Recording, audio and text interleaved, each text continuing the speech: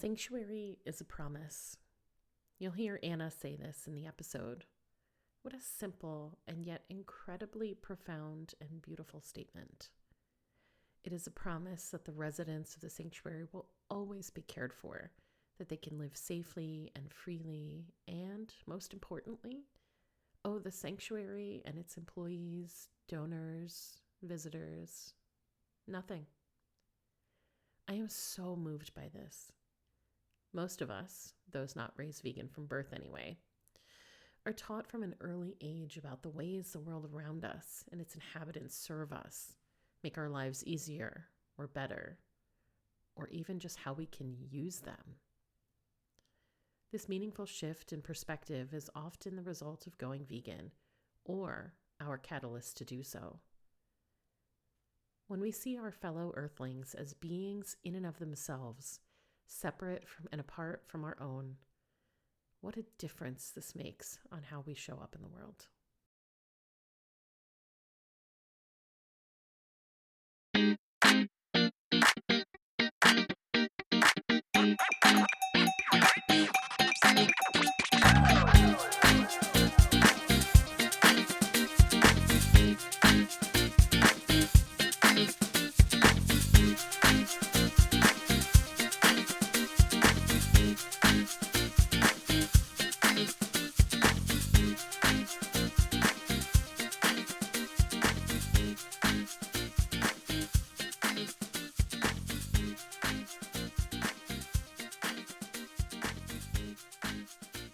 Hello, friends, and welcome to episode 133 of Did You Bring the Hummus podcast.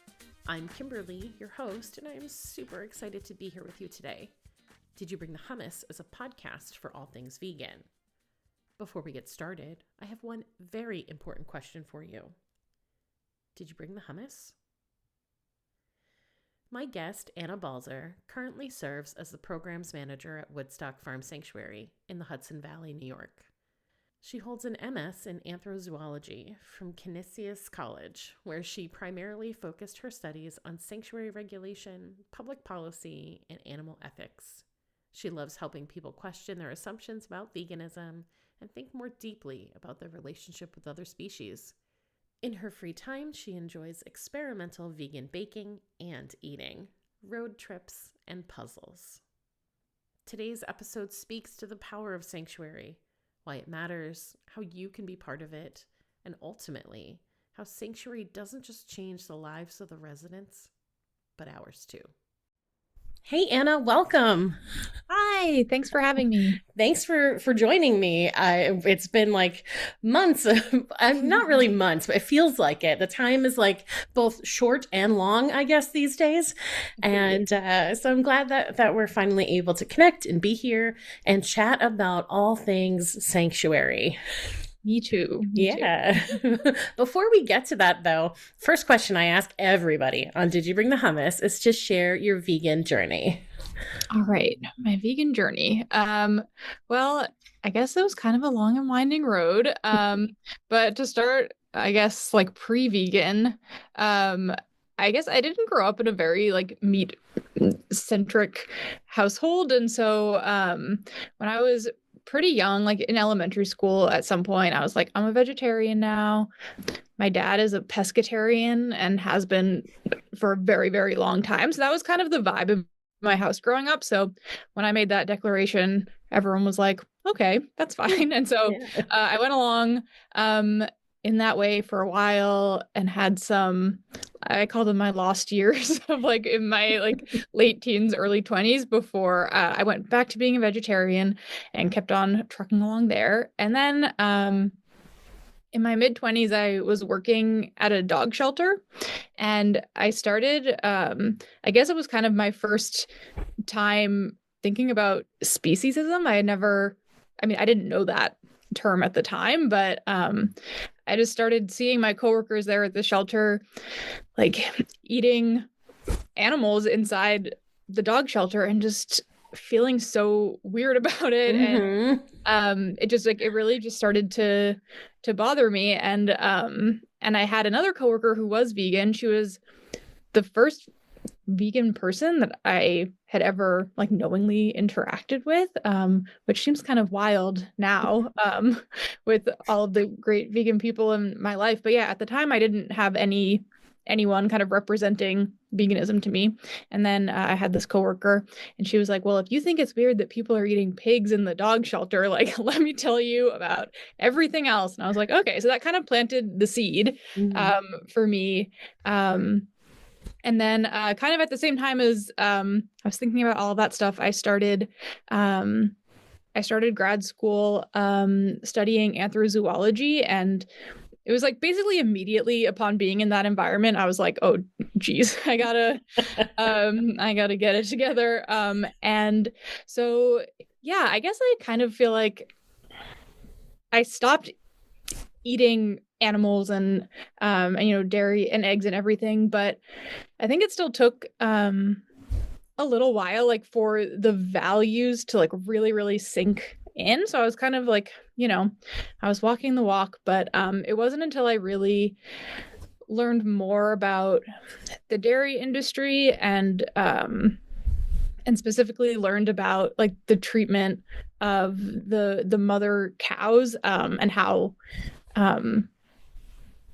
connected the dairy industry was with the slaughter industry. And that just kind of, I was like, all right, well, that's it. Like, I'll never go back. And yeah, I guess I've been pretty lucky that I didn't receive very much like social pressure to the contrary when I made that change. And in fact, I was really surrounded by a lot of people who celebrated it.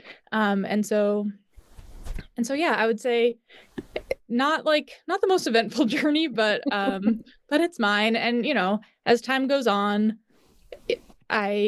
I mean, I still feel the same way. I'll always be vegan for the animals, but I think that kind of like my understanding and my motivations have almost expanded, which and I'm sure that will continue to be the case for the rest of my life.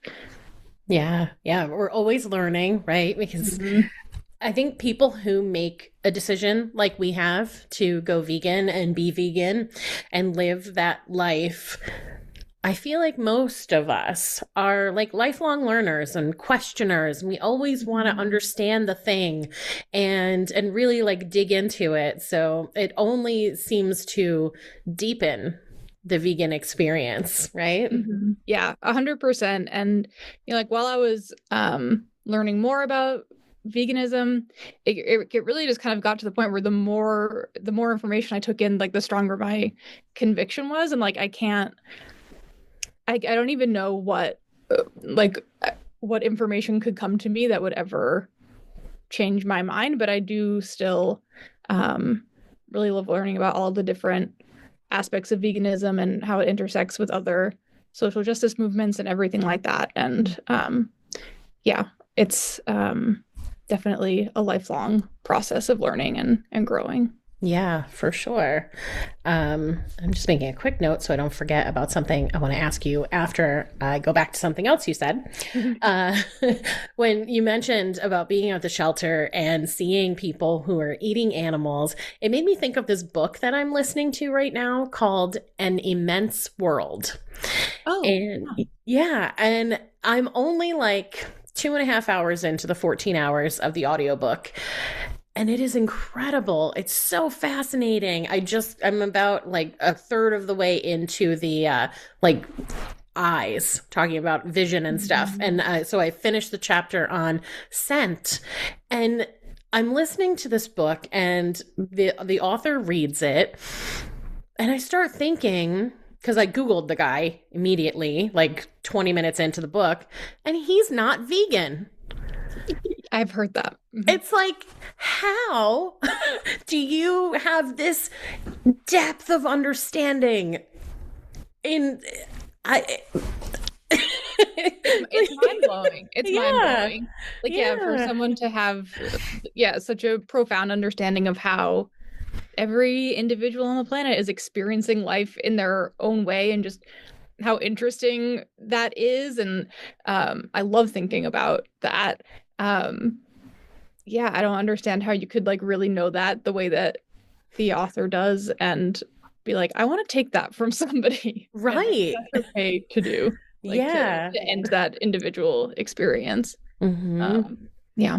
Yeah. Yeah, for listeners who haven't read the book, like, just the chapter about scent and like dogs and how like they're like the sides of their nose like allow like 7 times more like sniffs or something in the same time it takes us to take one, and the elephants and the way they pick up pheromones and then just stick their little trunk wherever and they can just take it all in and they're experiencing this full like life. And he tells this story about a scientist placing a pool of urine from an elephant in the group that they were watching ahead of where the elephants were tracking towards. And they come across the smell of like this pool of urine, and the elephants are visibly confused because the urine they're smelling belongs to an elephant at the back of the line. Yeah, they're like, something's going on here. Right. Yeah. Like, this doesn't make any sense. And yeah, so, people who work at shelters and they see each individual dog or cat, and then like their lunch is, a ham sandwich. It's really interesting and a little sad how we are capable of such things. Yeah. Yeah. And I think, most of us aren't raised and socialized to think about that. And so, but I think, once you do start thinking about it, it's hard to, it's hard to wrap around. Especially, well, your example with the sandwich, just knowing pigs and right, how many similarities pigs have with dogs too. Yeah. So pigs because you work with pigs every day at Woodstock Farm Sanctuary. Yes. Tell me. Yeah. Yeah, for sure. There are lots of us that are like, oh, what a dream. Tell the listeners, tell us first about Woodstock. Yeah. So Woodstock Farm Sanctuary is a nonprofit sanctuary for rescued, formerly farmed animals. We're located in the Hudson Valley in New York, and we have about 300 rescued residents of the sanctuary right now. So that's pigs, like we said, cows, goats and sheep, lots of birds, chickens and turkeys and ducks and geese, rabbits. Am I forgetting anyone? I don't think so. And we obviously care for all of the individuals who live at the sanctuary. We provide them lifelong care. And we also do a lot of education and advocacy work, which involves welcoming the public to take educational tours of the sanctuary. We do a lot of online advocacy. We like to go out and table in the community. I love doing library programs, things like that. And then we've been doing a bit more advocacy work over the past couple of years, which has also been really exciting. Yeah. What does advocacy work mean, and what does that look like? So it can look like a lot of different things, but the 2 campaigns that we've been doing for the past few years have been, we do one around chick and duckling sales at Tractor Supply. And so there's a public education component to that, telling people about why it's not the right thing to sell baby birds in a store, because we find, and really every sanctuary and rescue experiences this, that so many of those birds end up unwanted, abandoned, left without proper vet care and everything that they need. And so we tell people about that. And then there's also a component where we have a petition and, write letters. We did a big postcard campaign directed toward Tractor Supply corporate offices to try and communicate the same thing to them and kind of tell them how their corporate practices place this huge burden on sanctuaries and shelters and rescues all over the place. So that's one that we do, and we do that usually in the spring to coincide with when they're selling these birds. And then we've also been running a campaign around state and county fairs, which are really they're really celebrations of animal agriculture at their core. And so, again, there's the public education component. And then we also we've done petitions around the birthing center at the New York State Fair, and a lot of education around that. This past fair season, we partnered with We Animals to do to try and kind of expand our reach and tell people the realities of the birthing center at the state fair, and talk about some of the corporate sponsorship issues there as well. Yeah, those are amazing. I have participated in the Tractor Supply postcard mailings. Yeah. And you know what surprised me too about chicks is that they can be mailed through the U.S. Postal Service. Unfortunately, yes. That was horrifying to uncover. Mm-hmm. Yeah. Yeah, it's really wild. Yeah, you can ship live animals just through the regular mail. Mm-hmm. And I think in 2024, we mailed one of the boxes that they use to ship the chicks. We mailed one to the Tractor Supply corporate office and filled it with I made a big packet of all the emails about unwanted birds that we get, which are so many emails, and an invoice for the care of all of the birds that we've taken in from that pipeline, and a bunch of other stuff as well. Yeah, it's just really wild. I think a lot of people don't realize that that's happening, but every spring, thousands and thousands of birds are just sent through the mail. Wow. When you mentioned the New York State Fair, it also reminded me. So I've seen videos. I've never been. I'm in New Jersey, so I'm not that far, but I haven't been to the state fair, but I've seen the videos of the birthing center and the way that they do kind of just have this on display for people to just watch. And then it's they're already exploited so much, these animals, and now they have to have an audience during a moment where they're so vulnerable and just want to humans. I imagine we've seen the connection that mother cows have with their babies, kind of would maybe just like to have a moment of peace, and they can't. And then it also made me think of, there's a big yarn fair or something like that, some knitting event or whatever. And I remember seeing photos of it, 'cause I'm a knitter, but not with wool yarn, obviously. And I remember seeing photos and video where people are so, oh my God, look at these sheep. They're so cute. And in one hand is their phone taking a video, and in the other hand is a lamb leg.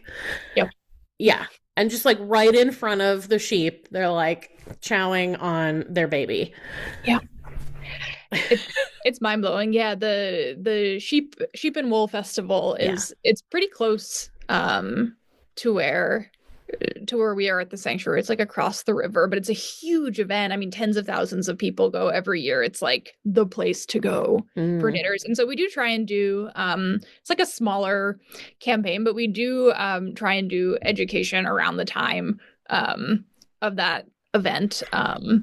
And yeah, just let people know the wool industry, they've done a really good job, I think, at kind of glossing over the realities. Every animal exploitation industry has done that, but I feel wool especially, they've done a really good job, And on public tours, even at the sanctuary, we talk about wool. We talk about the rescue sheep who live at the sanctuary, many of whom have been rescued from situations where they're being used for their wool. And it's a tough one for people to wrap their minds around. I remember talking to somebody and explaining how the wool industry works and how it's connected with the slaughter industry and all of that.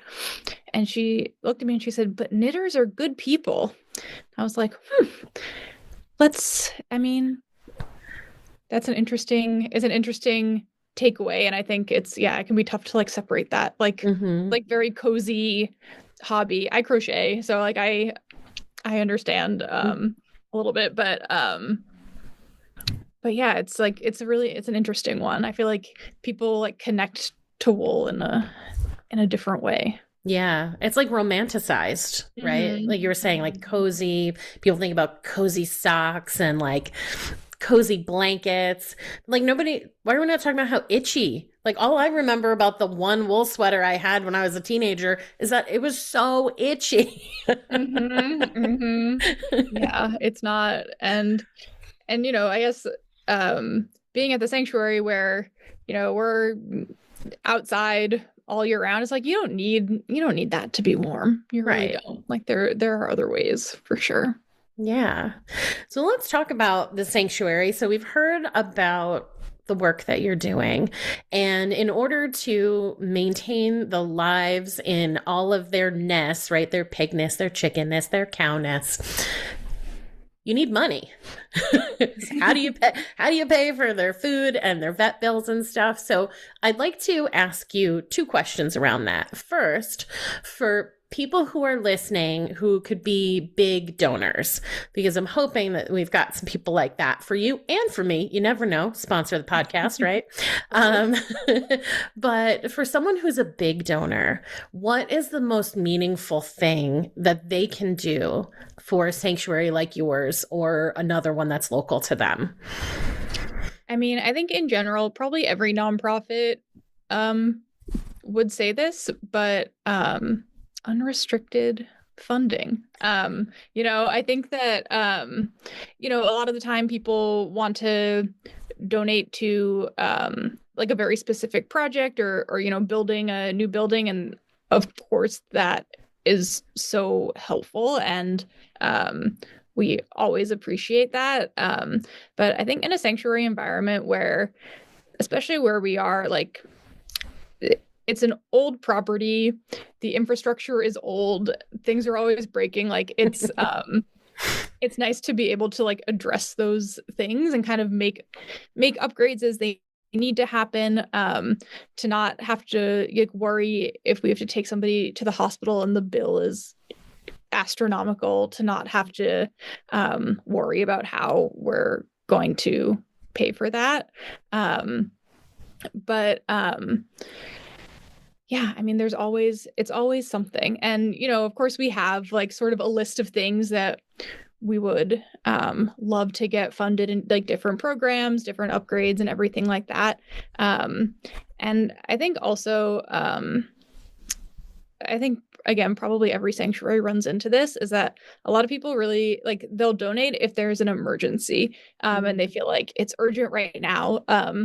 And again, I understand that, and it makes a lot of sense. But what really makes a difference too is when we have that just steady support that we know will come in every month, for example, that isn't reliant on something very dramatic happening, that can just help us sustain from day to day. Yeah, that makes a lot of sense. And what about for somebody who is either a very small donor, whether they're donating $10 a month or a little bit here and there whenever they have it? What's a meaningful way, or is there something else they can do in addition or instead of that small donation? Yeah, so definitely no donation is too small. Most of our donors are donating a smaller dollar amount, but it really, like you said, that monthly donation that's huge for us to just like know that that's coming in. And so we have our partners in rescue program who are our community of monthly donors, and they're kind of the first ones to hear about when things are happening, when a new rescue is happening. So that's amazing. But outside of donating for local people, volunteering is an amazing way to make an impact. We have an awesome community of volunteers who work really hard for the animals, and they're great. It's a great group of people to get to know. And then outside of that, honestly, just sharing the message, sharing what we're up to. I feel like when we post on social media, often like we'll get comments that say like, "Oh, I can't donate," but like even making that comment, it really does help us because it helps more people see what we're doing. So just like participating, I think in whatever way, always helps. Yeah, awesome. I know that you guys have a shop both online and at the sanctuary. So then you get to rep the sanctuary and start conversations out in the world, while also contributing a little bit toward your funding, which is awesome. Yes, good shout out. I love our merch. It's very cute. So yeah, I forgot to wear mine. I have a gray hoodie that has the bunny on the back that says "Don't test me." I have it here. I got too warm, but I was just wearing it. I wear it all the time, and I just happened to forget to change into it for this. Yeah. So another thing. So I've been to your sanctuary a bunch of times. And in fact, just today, I'm doing this like blogging challenge, and you're supposed to write 31 blogs in 31 days. And so eventually you kind of run out of like new things, right? And so I thought today, like there's this thing that people do in the blogging world called Wordless Wednesday, where you just post some photos. And so I was thinking that I would do photos from visits to farm sanctuaries. So I'd been to the one in Watkins Glen back in 2021. That was like the third time I've been there. So did a couple of photos from there. And then I remembered that I had a ton of photos from the June Jamboree back in 2010 at Woodstock. Yeah. So in my blog, I shared these photos linked to, of course, yours and Farm Sanctuary's websites and everything. And people are just loving it. But then I felt bad, right? Because I know that some of the animals in the photos from Woodstock have already left this plane, because it was, almost 16 years ago, right? But just even seeing the joy in like the comments that people were making on the blog, and just making that connection to these individuals who have names. And when you can get a photo where you can see their eyes, like there's like a turkey whose photo I have of their face, and Ralphie, one of the cows who had been there. And people just really can kind of see themselves in them. And it's just so meaningful. And I love to encourage people to visit sanctuaries and get that kind of one-on-one and do the tour and like learn stuff. Yes. There's really nothing like being at a sanctuary in person, I think. Yeah. Because, the animals who are exploited in the industry, like their lives are hidden from us. And so I think it's really powerful for people, like you said, to be able to look into somebody's eyes and be like, oh, like there's a connection here. And I think often, they're not what people expect. Because, we're fed these narratives, or we just don't really think about it one way or the other. And so, yeah, I love those moments so much. And yeah, we love having people visit. Yeah. Yeah. It's so much like there's a lack of awareness. And when you can make someone aware of that, it really can be like life-changing. Oh, definitely. Yeah. I mean, our goal, of course, on our education tours is to teach people about the industries that the residents are rescued from. And we hope that they will, make a change in their life. in light of this new information that they've learned. And I think that like facts can take you a long way, but it really is like that emotional connection that I think inspires people to change for sure. Yeah, I went off on the tangent about the photos and stuff, but my initial thought was to talk about kind of the intersectionality that Woodstock is involved in. I remember the last time I was there for the harvest dinner, not this past year, but in 2024, I picked up like trans rights stickers and there's always, you guys are always like working with other groups to kind of raise that social justice. Can you talk about that a little bit? Yeah, of course. I think it's a big part of our values. We have a diverse community that we want to represent, and in terms of our volunteers, our staff, and just our supporters in general. And I think people forget too that, nature is not it's not a like straight cis nature that we exist in. There's a lot of diversity in the non-human world as well. And so we keep that in mind too. And veganism it's about liberation for everybody, for non-human animals, obviously, but for humans as well. And so I feel like when we forget that, we really do everyone a disservice. And so, we want to be welcoming of everybody, and we want our community to like reflect the amazing diversity of the world. And yeah, it's really interesting. I feel like whenever we talk about topics that people see as like political topics, sometimes we get the feedback that we should just stick to talking about the animals, and no one is free until everyone is free, for sure. And so we don't want to forget that, and it's a huge part of our values as an organization. Yeah, I love that. And that's one of the reasons for me why I've been to Woodstock so many times, why I've donated when I've donated, why I love wearing Woodstock merch. Because it is really meaningful. And for me, the whole like animals only part of the veganism movement is, I think, doing all of us such a disservice. And like you said, like we all have to be free. It doesn't matter if we, free animals, but then people are still oppressed. And it doesn't matter if all the people are free, but animals are still oppressed. Like they just can't, we need to do all of it. And so we need to work together and have that focus. And it's like anytime sorry, like 7 thoughts in a row right there. It's so prevalent now, this whole idea that like talking about someone's rights is political, like someone's existence is political.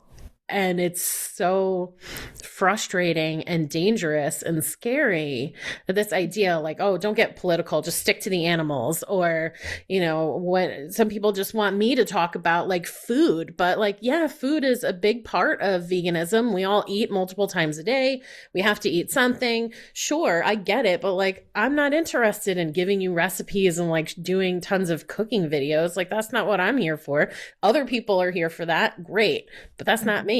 And guess what? Food and food access is also right political. Like you can't get away from it, and you shouldn't be able to get away from it. It bothers me so much too when people just kind of use that as a way to sweep away an entire topic or an entire group of people that they don't want to engage with. And the systems that unfortunately we live in that allow like the terrible exploitation of animals, it's the same system that exploits humans as well. So It's all gotta go. Yeah. Yeah. And I think part of it is education. Some people, like, even thinking about the lagoons in North Carolina and the people who live near them, who can't open their windows because the smell and the ammonia and all of that from the waste from the pig farms, the factory farms there, like, that is oppression too. And those people are not free, even though they can go about their day and they may go to work and whatever. But one, they can't open their windows in their home, and two, like, they're getting sick from the exposure to this stuff. And the companies who set up these giant farms, like, they know what they're doing. They know where they're going and who they're hurting. Yep. But it's where they're going to make the most money.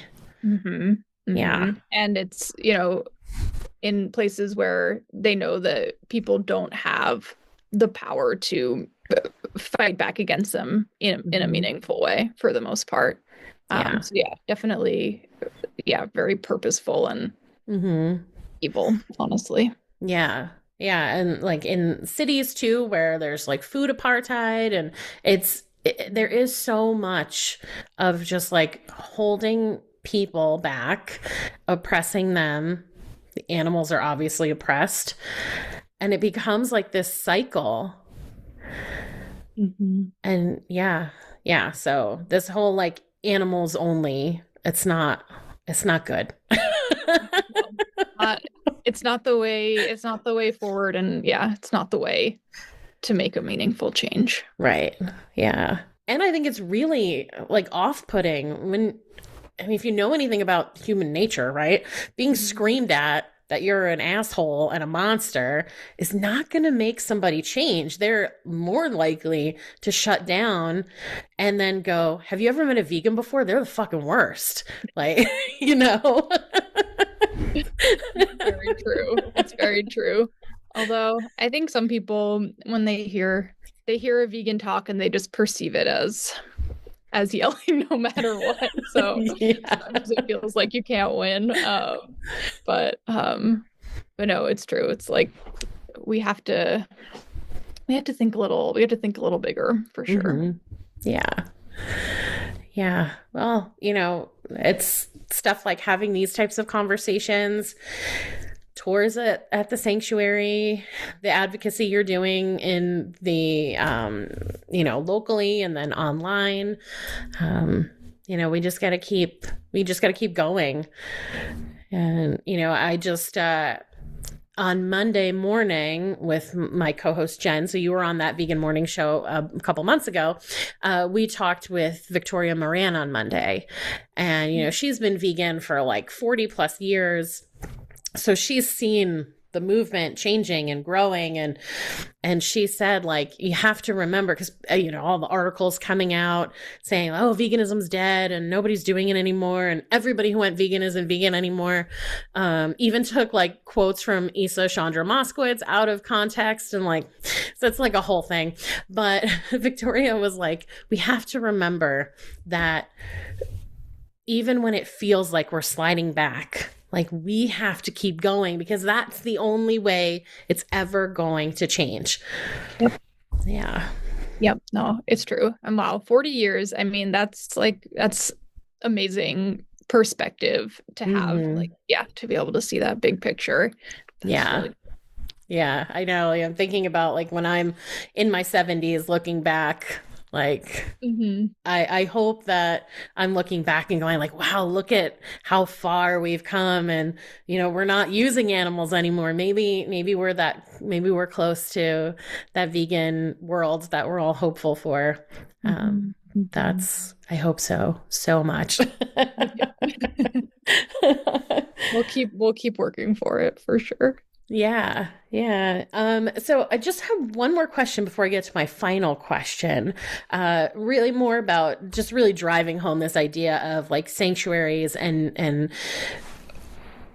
why they matter. So can you just talk a little bit more about like what sanctuary really means to the animals and why it's so meaningful. Yeah, so I mean, I guess at its core, sanctuary it's a promise of safety and security and care for a lifetime. And so for the individuals that we've rescued from horrible circumstances and from certain death, I mean, that's just really what it's all about. It's the difference between life and death for those individuals. And it's a place where we try to keep families together, to rescue families together, where your care and the love that the love that we have for the residents, it doesn't depend on them acting a certain way, or kind of living up to any kind of potential or giving us anything. It's it's just a promise of care no matter what. And that's something that we take really seriously. And I think kind of in the larger movement, I think sanctuaries are really important because we do know these individuals so well. And so when we're advocating for, for example, like the cows at the birthing center, we really know cows. And so we have this perspective that is pretty rare and that I think these industries don't expect anyone to have. They see themselves as the authority on cows or on whoever. And so I think having sort of an opposing force who also really knows cows, or whoever, I think that's a really powerful thing, to be able to represent them, as they really are, like, and to know them in an environment where they're free to make choices and free to be themselves.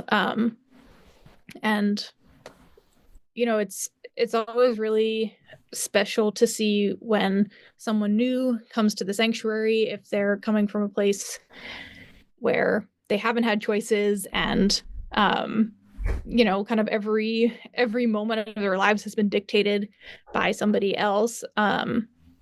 It's really amazing to see over time, like, them kind of being like, oh, like, I can do whatever I want, and like maybe I can be a little grumpy, a little feisty. Like, it's really cool to be able to see that, especially in a world where like the dominant narrative is that like they don't care, like they're just standing there and like they're not thinking about how bad things are. But when you see somebody experiencing joy and friendship and all of that, it's pretty clear that they can also experience the opposite of that in a very conscious way.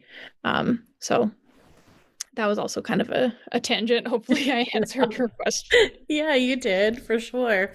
Yeah, I love the videos of when a rescue first comes in and they, like, the rescuers let them out of the, trailer or whatever they've brought them in. And if they're well enough, right, they can kind of step right out onto grass. And to see that first time, or like the first time a duck gets into like a pond with other ducks, and to just watch that moment unfold as they're like, what is this? And then, oh my God, what is this? And they have like, to see them run and play and like jump.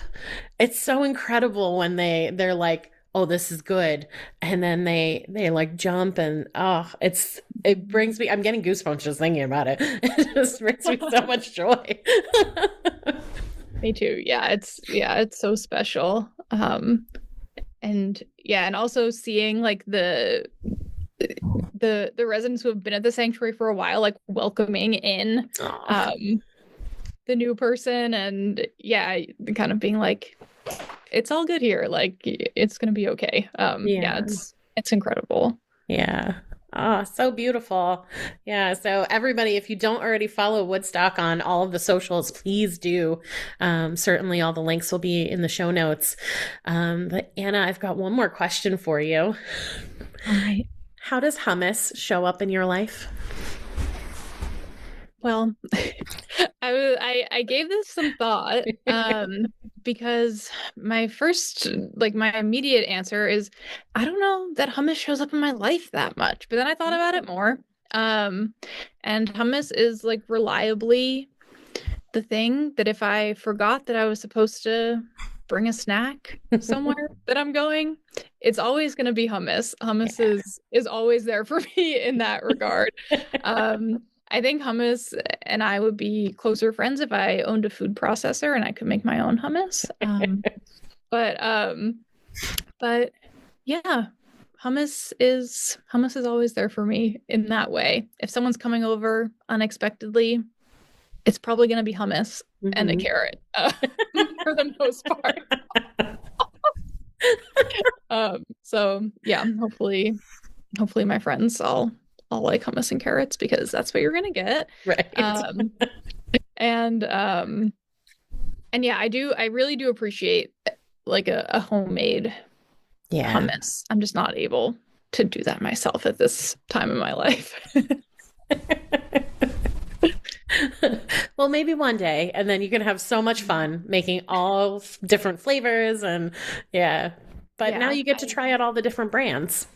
That's true. And have you ever tried like dessert hummus? To me, it might be like a step too far, but is it good? It is good. Yeah, I've had the chocolate one and I have dipped, like chocolate chip cookies in it and fruit and it works. Okay. Because I didn't think it was going to work either. I was like, no, hummus is not a sweet food. This is not, but it is. It can be. Okay. I'm always skeptical of like healthy dessert, but yeah. And rightfully so, right? Like, don't give me brownies with black beans in them. Stop it. Agreed. But you'll be okay with some chocolate hummus. Amazing.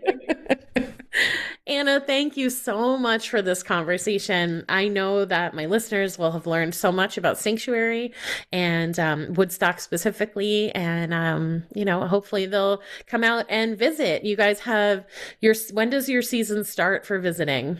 So our public tours will start in May, and it'll be Saturdays in May, and then like through the summer and into the fall. We do private tours starting a little bit earlier. So folks can always look at our website to see the calendar, send us an email. And yeah, I would definitely love to see some listeners of the podcast at the Sanctuary. That would be so fun. Awesome. Yeah. So if you heard this episode and then you show up at the Sanctuary, let Anna know. I'll be there. So yeah, definitely let me know. Awesome. Thank you. Yeah, thank you. Welcome back. Which part of the episode moved you the most? Are you planning to visit Woodstock? Or if you're not local or won't be in the New York area over the spring and summer, will you visit a sanctuary near you? To connect with Woodstock, visit their website, woodstocksanctuary.org. Follow Woodstock on Facebook at Woodstock Farm, on Instagram and YouTube at Woodstock Sanctuary, and on Twitter at Woodstock Farm. As always, the links will be in the show notes, so you can click right in and get right there. I hope you found this episode helpful and inspiring. Please subscribe to the podcast so you never miss an episode. And if you're loving it, please give Did You Bring the Hummus a 5-star rating and leave a review. It's an easy way to keep supporting the show. Be sure to share these episodes with your friends. If you're finding something good here, they will too. Follow me on Facebook and Instagram at Did You Bring the Hummus, and visit my website, didyouBringTheHummus.com, for more information about me, updates on what I'm working on, new podcast episodes, and all things vegan. Tune in next time for my interview with Cheryl Moss of Better Life for Animals. Thanks for listening.